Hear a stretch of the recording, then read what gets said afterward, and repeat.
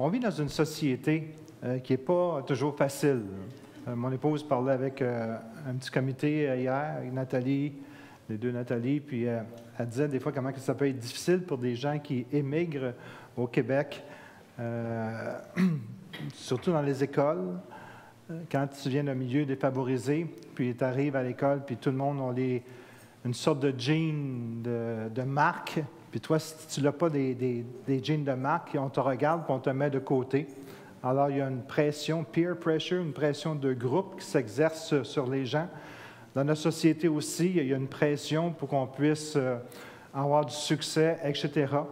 Puis, c'est pas toujours facile, parce que ça serait le fun si tout le monde viendrait d'une famille parfaite et que les enfants deviendraient parfaits, qu'il n'y aurait aucun problème, que chacun jouerait son rôle, puis on vivrait dans une société merveilleuse.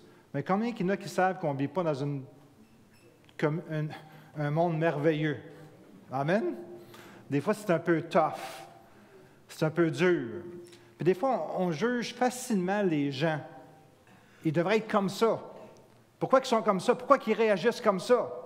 Puis on est, nous, un peu comme la société, on a tendance à juger des gens pour qu'est-ce qu'ils font, pour leur attitude, etc. Puis ce matin, je voudrais vous parler que nous, comme enfants de Dieu, on devrait apprendre, je dirais, souffrir, dans le sens de ne pas toujours réagir à qu'est-ce que les gens, ou de la manière que les gens agissent. C'est comme, on devrait peut-être être plus tolérant envers les gens, parce qu'on est la lumière du monde. On est le sel de la terre. Amen. Alors, si nous, comme enfants de Dieu, comme enfants de lumière, si tu veux, parce que la lumière brille dans chacun de nous, Christ brille dans chacun de nous, et cette lumière-là devrait être présente dans le monde, je pense que c'est important qu'on puisse réaliser ça. Puis c'est ça que je veux faire ce matin, prendre un temps pour qu'on puisse réaliser ensemble qu'on a besoin de faire un changement dans la société. Puis je crois que c'est une piste qu'on devrait utiliser, nous, comme enfants de Dieu, pour détecter ceux qui ont besoin d'aide et les entourer, les aider, les bénir, les supporter. Amen? Vous comprenez ce que je veux dire ce matin? C'est qu'on veut évangéliser, puis on est prêt à faire mille et une choses pour évangéliser, puis c'est bien. Mais on peut évangéliser également en prenant soin des gens, en écoutant les gens, en les supportant, en les aimant, en leur pardonnant facilement. Amen? Je pense que c'est biblique, ce que je veux vous partager ce matin. Et 1 Pierre 2, 19 nous dit, « En effet, c'est une grâce et une chose agréable à Dieu. » Ça, j'aime ça. « Si quelqu'un accepte d'endurer de mauvais traitements, tout en sachant qu'il souffre injustement. » Ça veut dire que tu peux te faire crier après, puis tu sais que toi, tu es correct, mais tu sais que des fois, ils savent que des fois, on est rapide à répondre. Allô? Peut-être que je parle à mauvaise crowd un matin, là. Hein? Vous êtes tous patients, puis « Oh, moi, j'aime beaucoup les gens, ils peuvent crier après, puis je ne dirai pas un mot. » Peut-être qu'il y en a que ce n'est pas tout à fait comme ça, mais c'est à chaque personne que je veux parler. Je répète, en effet, c'est une grâce et une chose agréable à Dieu si quelqu'un accepte d'endurer de mauvais traitements, tout en sachant qu'il souffre injustement, parce que sa conscience le lui commande et qu'il le fait pour l'amour de Dieu. Alors, ça peut être un enfant que son père, il arrive du travail puis il crie après. Les enfants, soyez patients envers vos parents. Et les parents disent Amen. Amen. Alors, des fois, il y a des gens qui nous dérangent parce qu'ils ne respectent pas toujours les bonnes manières du savoir-vivre et de la courtoisie. C'est comme, on se dit en nous, mais il devrait savoir quoi faire. Hein? C'est des gens qui ne te disent pas toujours bonjour. Hein? Puis en passant, si le pasteur, un dimanche matin, ne vous dit pas bonjour, pardonnez-lui d'avance, là, OK? Parce que des fois, tu as 150 000 choses qui te passent dans la tête, puis c'est comme, des fois, c'est des choses urgentes, importantes. Puis on essaie du mieux possible de faire attention, de dire bonjour à tout le monde. Je fais un effort pour ça. mais des fois, on peut être vraiment concentré sur quelque chose. Je parle des gens aussi qui sont remplis de colère, de rancune. On peut rencontrer ces gens-là, puis on se demande pourquoi. Puis, il y a des gens qui réagissent vivement quand on les reprend. Hein? Puis, il y en a d'autres qui s'écrasent facilement devant le moindre obstacle qui arrive dans leur vie. Il y en a qui critiquent tout ce qui bouge, puis qui ne bouge pas. Il y a aussi ceux qui essaient de nous faire croire constamment qu'ils connaissent tout. Hein?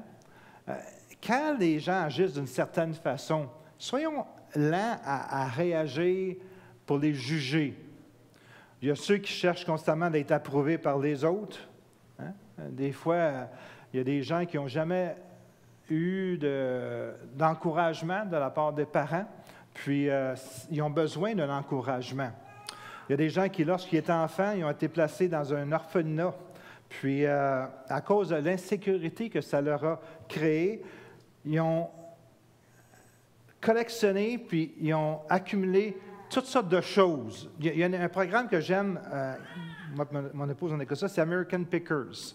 C'est aux États-Unis, mais il y a Canadian Pickers puis American Pickers. Un picker, c'est quelqu'un qui va dans différents endroits, qui ramasse des vieilles choses et qui les revend. Puis, j'ai toujours trouvé ça intéressant.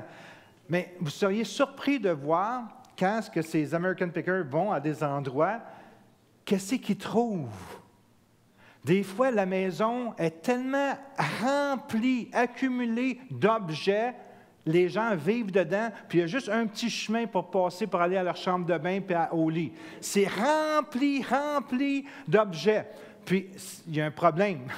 Amen. Si vous faites ça, il y a un problème, là, OK? Puis, souvent, ces gens-là, il y en a un en particulier que j'écoutais l'autre fois, puis il a été placé dans un orphelinat quand il était très jeune. Puis, il a besoin d'avoir une assurance qu'il possède quelque chose, parce qu'il a été mis de côté de sa famille. Alors, ils l'ont comme rejeté, si tu veux. Puis, il a besoin de quelque chose qui l'attache, qu'il peut s'identifier, qu'il ne perdra pas. Alors, il a rempli sa maison d'objets. C'est malade quasiment, mais ça l'est malade, OK? Jusqu'à un certain point. C'est comme ça ne se peut pas de voir comment que les gens puissent réagir.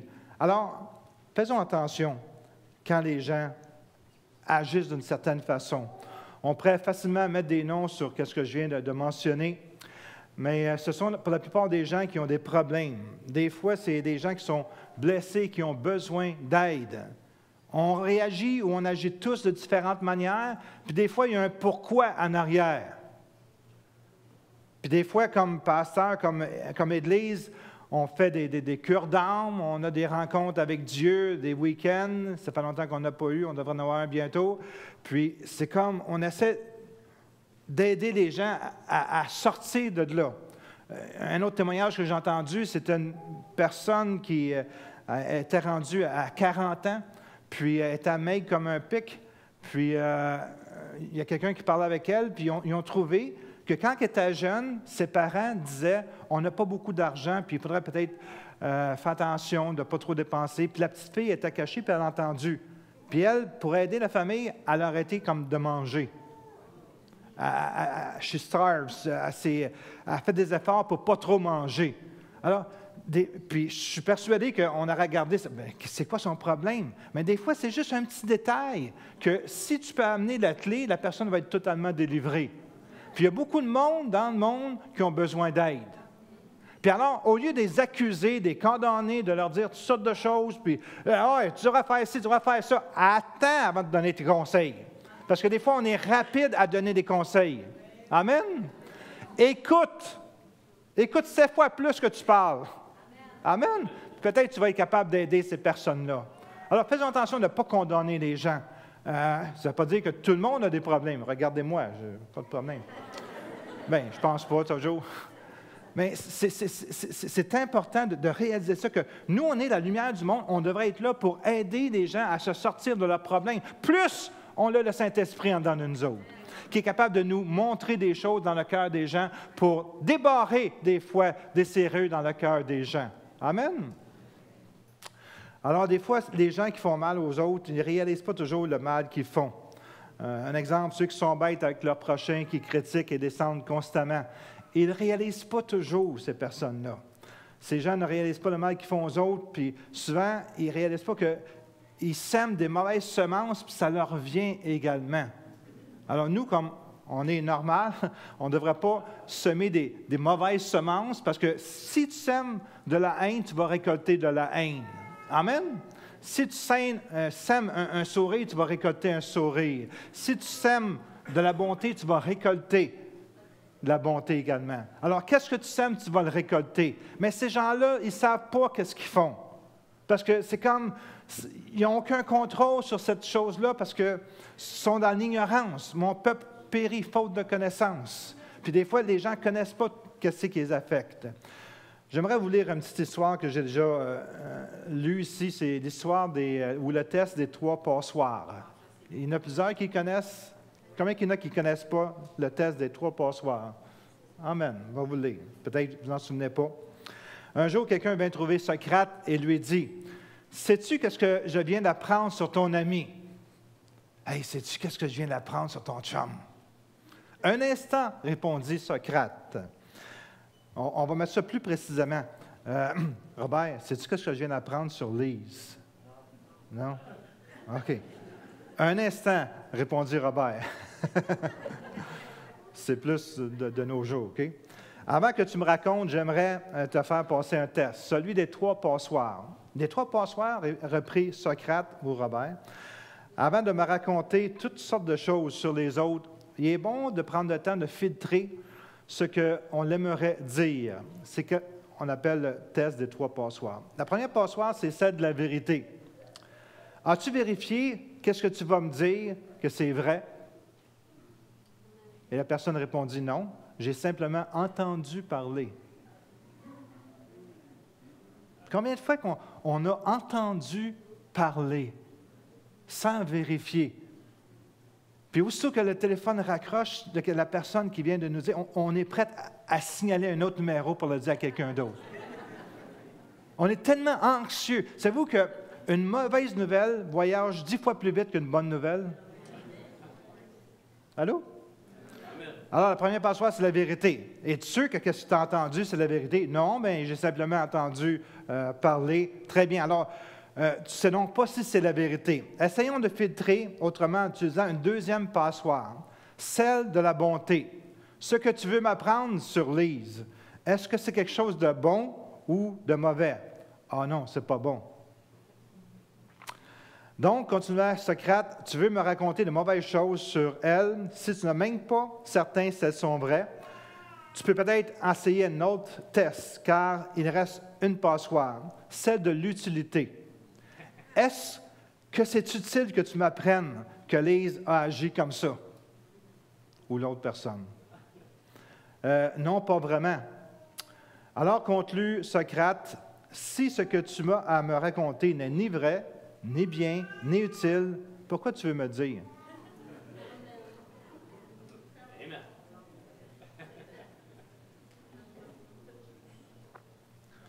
Ceux qui n'appliquent pas le test des 3 passoires peuvent quelquefois, par la parole, détruire des vies sans s'en rendre compte. Je me souviendrai toujours d'histoire, puis je vais la raconter rapidement. C'est quelqu'un qui va se confesser, on va dire, à un pasteur. Puis le pasteur, c'est pas tout à fait le pasteur, parce qu'il donnait des pénitences. Puis la personne a dit, comme pénitence, prends un sac ou un oreiller avec toutes des plumes, va sur le haut d'une montagne, attends que ça soit une journée de vent, puis ouvre l'oreiller, puis envoie les plumes dans les airs, puis reviens me voir. Alors, il a fait ça, il a ouvert l'oreiller, il a envoyé toutes les plumes, elles se sont toutes éparpillées un peu tout partout. Il est revenu voir la personne, puis il dit, maintenant, va recueillir chacun des plumes pour mettre dans l'oreiller. Tu sais, quand tu dis quelque chose de négatif sur quelqu'un, tu ne peux plus le reprendre, puis tu as semé quelque chose de négatif. Alors, faisons attention. Est-ce que je peux entendre un amen là-dessus? Malgré tout le mal que ces gens font aux autres, je me demande comment que le Seigneur voit ces personnes-là. Est-ce que le Seigneur essaie de les ignorer ou de les aider? Peut-être qu'on devrait se poser une question.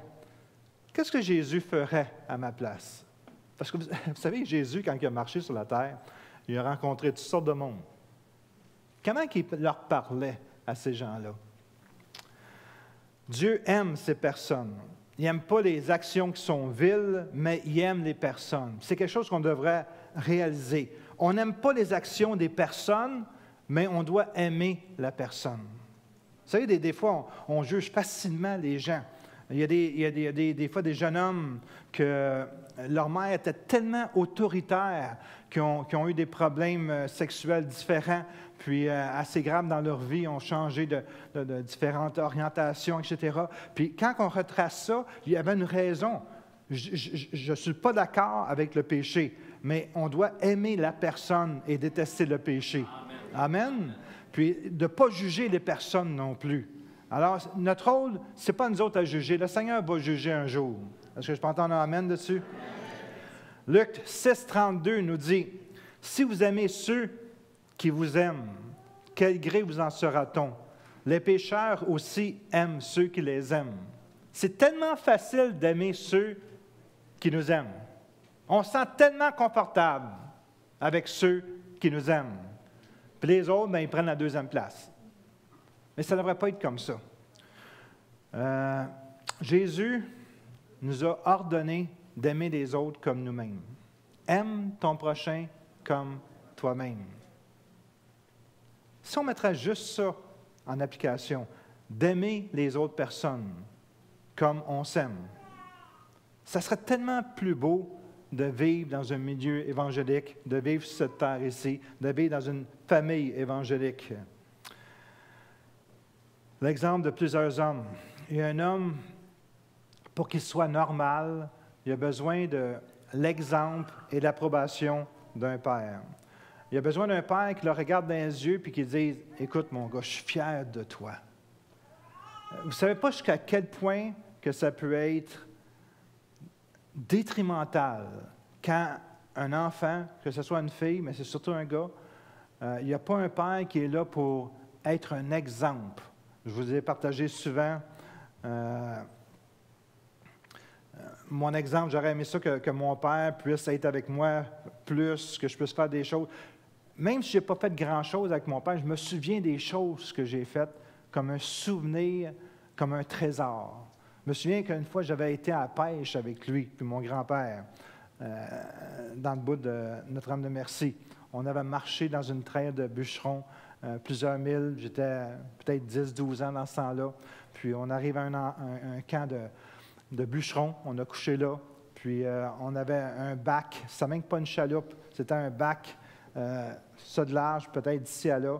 On a embarqué mon père, mon grand-père, moi, puis mon frère, je pense. Puis mon grand-père prenait un coup dans ce temps-là.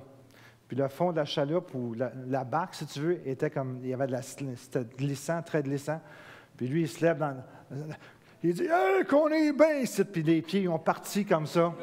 Puis la barque est tombée, elle a reviré comme ça. Mon père nous a pognés par le fond de culotte, il nous a mis sur ça. C'est quelque chose que je me souviens. Puis même si j'ai manqué de mourir, je m'en souviens, puis j'étais content de m'en souvenir. OK? Puis mon grand-père, il a mangé une volée par ma grand-mère quand on est arrivé, par exemple. OK? Bien, c'est des souvenirs qui te restent. C'est comme, c'est profond en dedans de toi.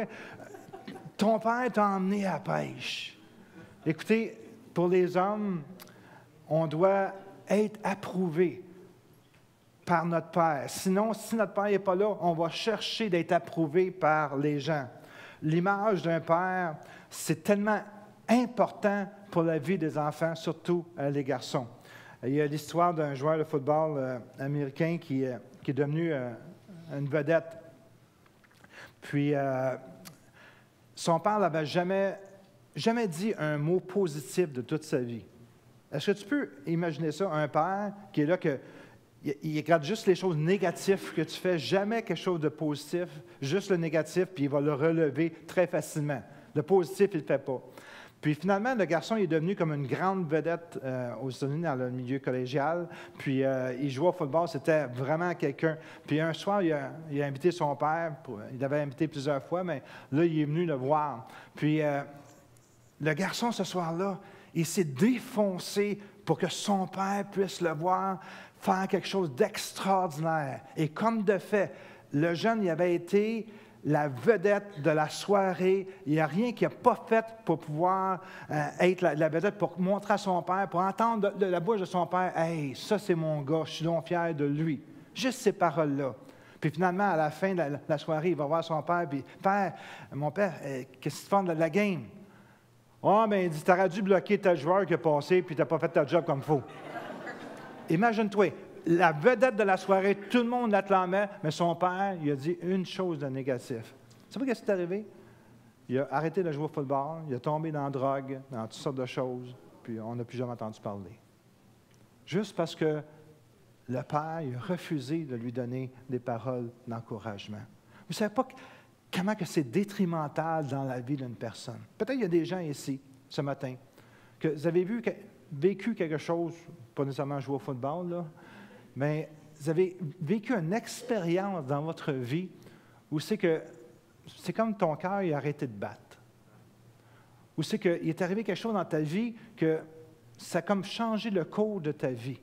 Tu t'en allais dans telle direction, puis le diable il a permis que telle chose arrive dans ta vie, puis tu te dis, oh non, ça ne vaut pas la peine de continuer. C'est comme, tu as comme dévié. Puis le Seigneur veut te guérir ce matin. Parce que celui qui est venu sur cette terre, il est venu nous délivrer, nous donner une année, amen, de grâce. C'est un Dieu qui est bon. Puis tu n'es pas obligé de continuer à vivre dans la condition que tu es. Dieu veut te délivrer ce matin. Amen. Puis c'est comme, au lieu de perdre ta joie de vivre, tu vas être capable de relever la tête et de dire, merci Seigneur que tu m'as délivré. Parce que nous servons un Dieu grand et puissant. Est-ce que je peux entendre un amen? Est-ce qu'on est capable d'imaginer tous les enfants qui ont souffert? Ici au Québec, on a eu les enfants du Plessis. Je ne sais pas si vous êtes au courant pour la plupart, mais il y a eu un temps au Québec, je sais qu'il y avait beaucoup d'orphelins. Parce que le système médical ou de santé n'était pas comme aujourd'hui et les enfants étaient... les parents mouraient au Québec, puis les enfants étaient envoyés dans les familles ou des orphelinats parce que la mère qui restait seule, il y avait beaucoup de grosses familles dans ce temps-là, des fois il y avait 10, 12 enfants. Le clergé du temps encourageait les familles d'avoir plusieurs enfants, puis quand un mourait, les enfants étaient déjà éparpillés. On a eu quelques personnes à l'Assemblée que c'est arrivé. Puis, les enfants du Plessis, c'est des enfants qui étaient placés dans des orphelinats, qui étaient gardés par des frères. Puis, il y a eu beaucoup d'abus de toutes sortes. D'abus physiques, abus sexuels, abus psychologiques, etc. Puis, ils ont fait un recours général pour réclamer de l'argent, puis ils ont gagné contre l'Église catholique. Je dis l'Église catholique, ça aurait pu être n'importe quelle organisation, mais c'est un fait ici connu au Québec. Alors, quand tu rencontres ces gens-là, 50 ans après, ou même 60 ans après, sont marqués psychologiquement. C'est comme, ils n'ont jamais été capables de s'en débarrasser de cette chose. Ça vient les chercher. Alors, il y a des gens qui sont marqués. Il y a des gens qui souffrent au Québec. Puis, c'est pour ça que je veux vous dire ce matin, faisons attention. Soyons sensibles aussi aux gens.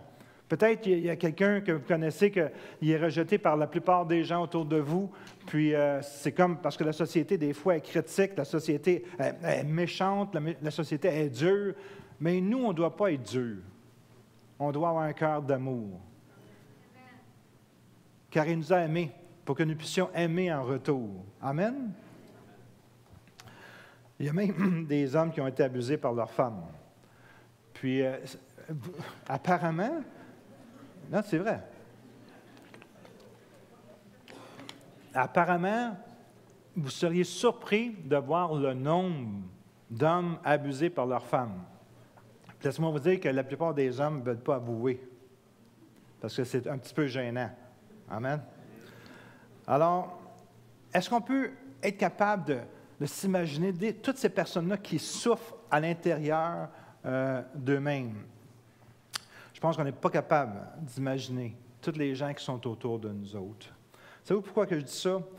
Parce que les gens seraient capables s'ils seraient capables de comprendre les souffrances des autres, on arrêterait de critiquer tout de suite. Tu sais, Jésus était rempli de miséricorde, de compassion. On dirait que c'est des qualités, des vertus qui ne font plus partie du dictionnaire chrétien. La miséricorde, la compassion, aimer les gens, comprendre les gens, supporter les gens. Quand on critique les gens sans connaître leur souffrance, c'est comme si on jetterait de l'essence sur eux pour continuer de les faire brûler. Puis en passant, je ne sais pas de justifier le comportement des gens. Il y a des gens ils font des choses pas correctes. Ce n'est pas ça que je parle. Je parle de ceux qui ont déjà été blessés, qu'ils réagissent d'une certaine façon parce qu'ils n'ont jamais été capables to cope with, de dealer avec les situations. Ils n'ont jamais été capables de trouver une solution à leurs problèmes. Avant de commencer de porter des jugements sur les autres, on devrait essayer de comprendre pourquoi ils agissent comme ça. Un bel exemple, je pense que je l'ai déjà donné, c'est un père qui arrive dans le métro. C'est à New York, ça se passait, dans le métro de New York, avec ses 3 enfants. C'était les 3 enfants, cette journée-là, les plus tannants que le métro de New York a connus. Ils criaient, ils couraient tout partout, etc. Ils montaient ses bancs, etc. Ils se donnaient des coups de poing, etc. Puis l'homme de père, il était là. Puis il ne faisait rien. Le monde, dans le cart, regardait le père, puis ils disaient tout, « Hey, il va-tu faire quelque chose? » Hein? C'est comme la plupart d'entre nous. Puis le gars était juste là, puis les enfants couraient, puis ils sautaient sur les bancs, puis il y avait du fun, puis ils criaient, etc. Le monde n'en revenait pas qu'un père puisse être comme ça. Puis il y a quelqu'un qui dit, « Vas-tu faire quelque chose pour tes enfants, là? Hein? » Puis le père le regarde et dit, oh, « Je m'excuse, madame. J'arrive de l'hôpital, puis ma femme est morte. » Puis les enfants, ils n'ont plus de mère maintenant. C'est facile de garder les personnes, puis les accuser, leur tomber sur la tête, puis leur dire « Pourquoi tu ne fais pas ça, toi? » Mais on ne connaît pas leur situation. On ne connaît pas leur souffrance. On ne connaît pas par quoi ils vivent. Alors, si nous autres, on est la lumière du monde, on joint le restant du monde, puis on accuse les gens, puis on les descend, wow! Ça ne fait pas une église forte, hein? Alors, je pense qu'on devrait se pratiquer à l'intérieur de l'Église. Laissez-moi vous dire, le Seigneur envoie des gens pour qu'on se pratique avec. Amen. C'est le laboratoire. Amen. Parce qu'il y a beaucoup de gens qui souffrent, qui sont dans l'Église et qui agissent de différentes manières. Amen. Puis des fois, on réagit de différentes manières aussi. Hein? On ne peut pas endurer telle personne, on va changer d'église. On ne peut pas endurer qui est comme ça, on ne parlera plus. On la met sur l'index, etc. Mais écoutez, ça ne démontre pas le cœur de Christ, ça. Hein? Alors, soyons patients les uns envers les autres. Dis à ton voisin, soyons patients envers moi.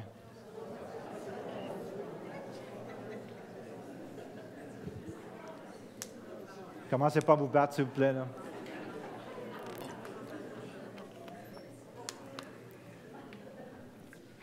Une autre chose qu'on doit réaliser,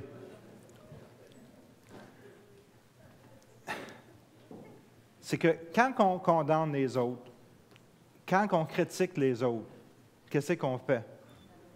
On démontre ce qu'on a dans notre cœur. Dites « ouch ». OK, c'est bien. Matthieu 12, 23. « Pour avoir de bons fruits, vous devez avoir un bon arbre.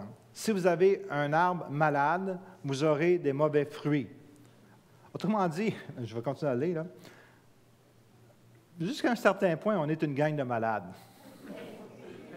Amen? Mais il y en a qui sont moins malades que les autres. Puis je m'adresse à vous autres. Si vous êtes moins malades que les autres, endurez un peu plus que les autres ne sont pas capables d'endurer. Amen? Car on reconnaît un arbre au genre de fruits qu'il produit. Jésus a dit, « Bande de serpents, comment pourriez-vous dire de bonnes choses alors que vous êtes mauvais? Car la bouche exprime ce dont le cœur est plein. L'homme bon tire de bonnes choses de son bon trésor. L'homme mauvais tire de mauvaises choses de son mauvais trésor. Je vous le déclare, au jour du jugement, les hommes auront à rendre compte de toute parole inutile qu'ils auront prononcée. » C'est important de réaliser que dans notre cœur, Dieu veut qu'on aime les gens. Amen. Puis, quand je dis qu'on est une gang de malades, vous me comprenez, c'est pas qu'on est malade, c'est qu'il n'y a pas personne qui est parfait. On peut avoir une saute d'humeur une journée.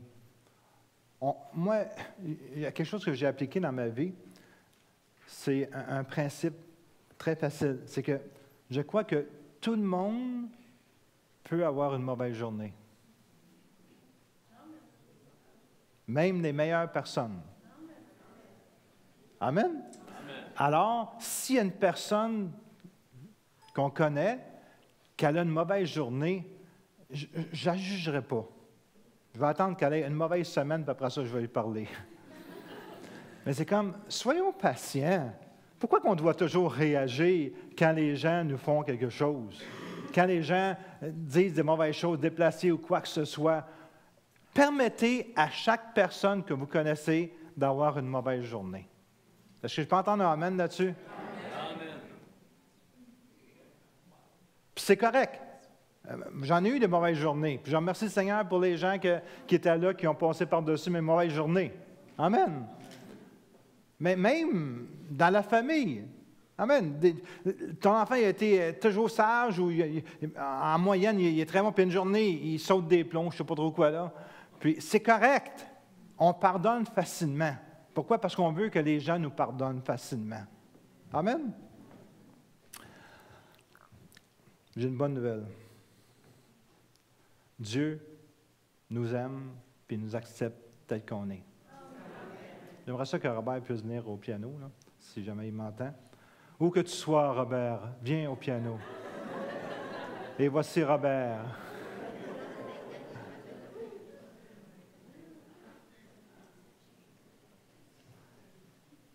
Dieu nous aime tel que nous sommes. C'est pas merveilleux, ça? Puis, je pourrais vous parler sur l'amour de Dieu. Puis, c'est le thème de ma vie quasiment parce que j'ai découvert c'est quoi l'amour de Dieu. Puis, vous savez, j'ai fait du counseling avec un pasteur il n'y a pas longtemps. Puis, on pense que souvent que les pasteurs n'ont pas de problème dans leur vie puis que tout va bien. Puis, je partageais sur l'amour de Dieu. Qu'est-ce que moi j'ai découvert dans l'amour de Dieu que je n'avais pas découvert avant? Comment que j'ai réalisé que Dieu m'aime? Ça m'a pris des années à chanter le même chant, un merveilleux amour, pour que je puisse saisir l'amour de Dieu. Puis maintenant, je remercie le Seigneur que cet amour-là a été déposé dans mon cœur, puis que je suis devenu un peu plus normal. Amen. Parce que, écoutez, veux pas, si tu n'as pas connu l'amour de Dieu, il y a quelque chose qui ne fonctionne pas en dedans de toi. Tu as des réactions qui ne sont pas tout à fait normales. Ça serait merveilleux si tout le monde, on pourrait être normal dans toutes nos réactions. Mais ça ne fonctionne pas comme ça. Ça ne fonctionne pas comme ça. J'aurais aimé ça, moi, avoir un père, puis je remercie le Seigneur pour mes parents, mais ils n'étaient pas parfaits comme tout le monde. Les parents ne sont pas parfaits. Vous n'avez pas des parents parfaits. Vous n'êtes pas des parents parfaits. Alors, j'aurais aimé ça avoir des parents parfaits. J'aurais aimé ça être un fils parfait. J'aurais aimé ça que toute ma vie puisse être bien équilibrée dans tous les aspects de ma vie. Mais ce n'est pas ça qui est arrivé dans ma vie. J'ai des faiblesses, des fils ou des fuses, des fois, le fil n'est pas assez fort, ça fait péter la fuse ou whatever. Il y a quelque chose dans mes réactions qui ne sont pas correctes, dans mon entendement, dans mon raisonnement. Mais j'ai été créé imparfaitement. Alors, étant donné qu'on est, nous, imparfaits, soyons diligents envers les autres personnes, soyons tolérants envers les autres personnes. Et qu'on ne doit pas s'attendre que les autres soient parfaits si nous autres, on n'est pas parfaits. Puis vu qu'il n'y a pas personne de parfait, personne ne devrait s'attendre que quelqu'un soit parfait. Est-ce que vous comprenez ce que je veux dire? C'est pas trop compliqué? Soyons indulgents. Il y a des gens qui ont souffert. Il y a des gens qui souffrent encore aujourd'hui. Ça peut être à cause de leur mère, à cause de leur père, à cause de leur frère, à cause de l'école, à cause des situations financières. On ne sait pas la source des souffrances des gens. Mais excusez-moi, on vit dans un monde où c'est qu'il y a beaucoup de souffrances. Puis aussi que les gens ne montrent pas leur souffrance.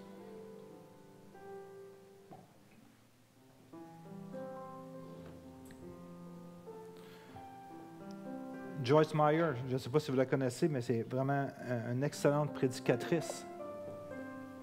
Puis elle a été abusée par son père, je ne sais pas combien de fois, 200 fois, abusée sexuellement par son père. Puis elle-même le dit, elle n'est pas toujours un cadeau. Elle crie après, elle criait plutôt, OK? Il y a eu beaucoup de changements qui sont arrivés dans sa vie, beaucoup de changements. Dieu a dealé avec elle dans beaucoup d'aspects de sa vie personnelle. Puis c'est une des personnes les plus écoutées maintenant au monde. Puis quel ministère, quelle bénédiction qu'elle est pour le corps de Christ. Mais si tous les chrétiens dans ce temps-là, puis elle n'a pas eu facile, même dans les églises, si tous les chrétiens, il l'aurait critiqué, puis il l'aurait descendu, etc., peut-être qu'elle ne sera pas là. Il y a sûrement des gens qui étaient là autour d'elle, puis qui l'ont encouragée. Son mari l'a encouragée. Ses enfants l'ont encouragée. Puis elle n'a pas un cadeau. Fait que qui dit qu'à cause de toi, peut-être quelqu'un va émerger avec une grande bénédiction pour le royaume de Dieu. Parce que toi, tu vas être tolérant.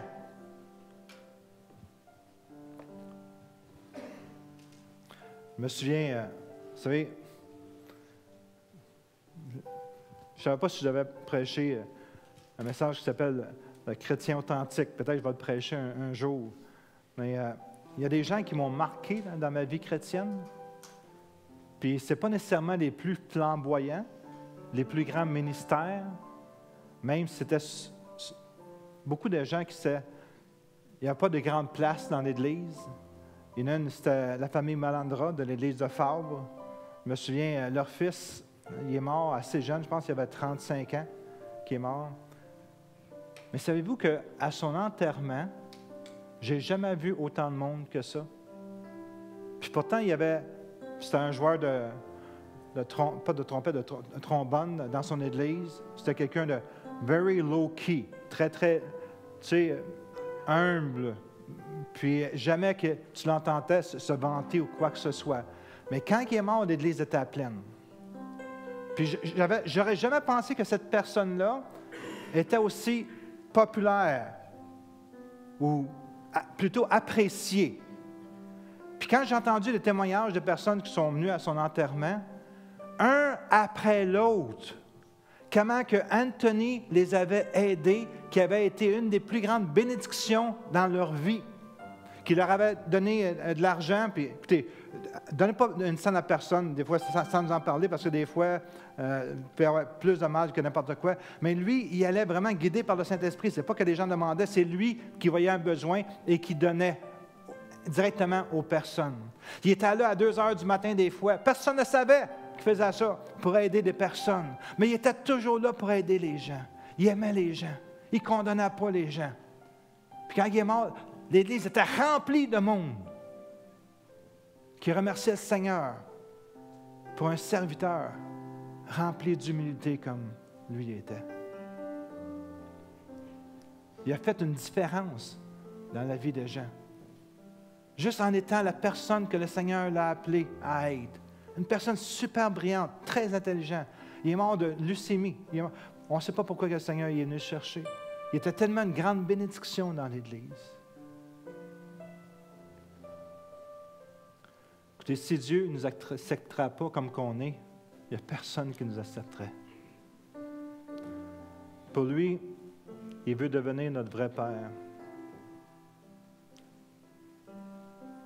L'Église peut être une famille. L'Église peut être ta famille. Mais c'est important d'avoir un sentiment d'appartenance. Aujourd'hui, les gens veulent pas vraiment appartenir, mais plutôt comme des visiteurs. Dans les églises, c'est ça qu'on retrouve aujourd'hui. Manque-moi pas. Non. Mais vous savez, j'aime beaucoup les familles africaines, parce que j'ai été 2 fois à la Côte d'Ivoire, puis il n'y a pas de dépression là-bas. Il n'y a presque pas de personnes qui sont malades mentalement. ici, nos hôpitaux sont remplis. Pourquoi que ici, on isole les gens. Le diable isole les gens. Là-bas, dans ces pays-là, les gens vivent en communauté, que nous autres, on n'a pas ici. Si tu es malade et ça ne va pas bien, il y a quelqu'un qui va te prendre et qui va te shaker. Si tes enfants sont tannants, même si ce n'est pas le père, l'enfant va m'avoir une bonne tape sur les fesses. Ici, tu es emmené à la DPJ. Non, mais écoutez, c'est tellement en dehors de qu'est-ce que ça devrait être. Ici, tu ne peux pas corriger ton propre enfant, parce que ton propre enfant va t'emmener en cours. Là-bas, ouh! Il ne faudra pas que l'enfant lève le ton trop fort. Amen. Parce que le papa et la maman vont parler. Puis c'est une paire de gaffes. Hein? C'est important qu'on puisse avoir un sentiment d'appartenance. Puis je veux vous inviter dans l'Église à faire que c'est votre Église. Que ce n'est pas juste un endroit qu'on va le dimanche matin, mais c'est une grande famille. Puis on a déjà un cercle familial, si tu veux. OK? Il y a des gens qui se sont laissés adopter. Puis c'est tellement beau. On se connaît par notre nom, puis on s'encourage, puis on se bénit, puis on est une bénédiction les uns les autres, on ne se juge pas, etc. Puis je crois que c'est ça que le Seigneur désire, que son Église puisse être semblable à ça. Je vais juste terminer avec une histoire, puis j'aimerais qu'on puisse prier pour les gens aujourd'hui. Que peut-être, pendant que je parlais, le Saint-Esprit t'a parlé, puis il disait, peut-être tu as un blocage à ce niveau-là, peut-être tu n'as pas pardonné à quelqu'un. Peut-être tu as besoin de faire telle chose. Il y avait un jeune homme qui était en prison. Puis il n'avait pas toujours bien agi. Il avait été toujours rebelle à ses parents. Il faisait ce qu'il voulait. C'est lui qui décidait ce qu'il voulait. Puis, en prison, il s'est converti. Puis son cœur a changé. Il n'était plus la même personne.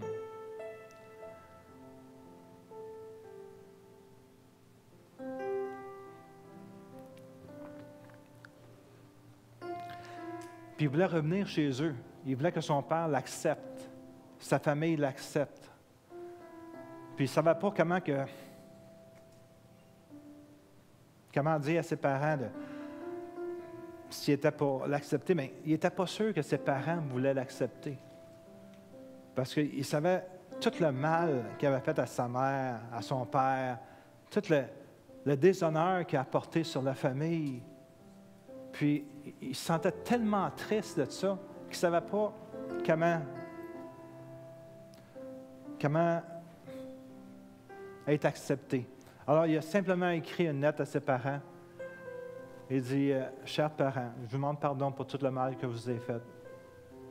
Je n'ai jamais été un enfant digne d'être appelé par le nom que je porte. J'ai toujours été un déshonneur dans la famille. Puis, je voudrais vous demander pardon. J'aimerais venir vous visiter. Puis, je ne sais pas si vous voulez m'accepter, mais je vais arriver par train. Puis si vous m'acceptez, je veux que tu mettes un morceau de linge sur l'arbre, proche de la gare, proche de la maison. Puis je vais savoir que tu m'acceptes.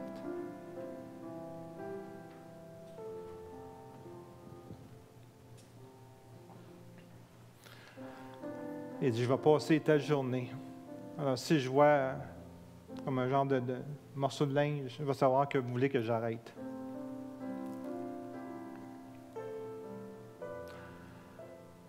Quand il est arrivé, il n'y avait pas juste un morceau de linge. Il y avait des milliers de morceaux de linge.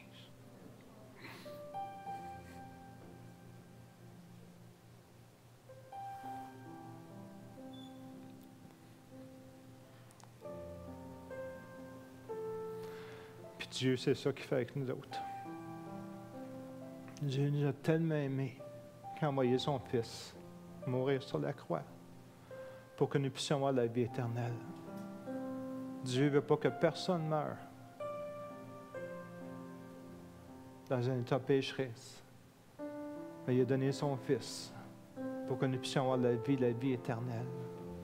On va se lever tout le monde ensemble.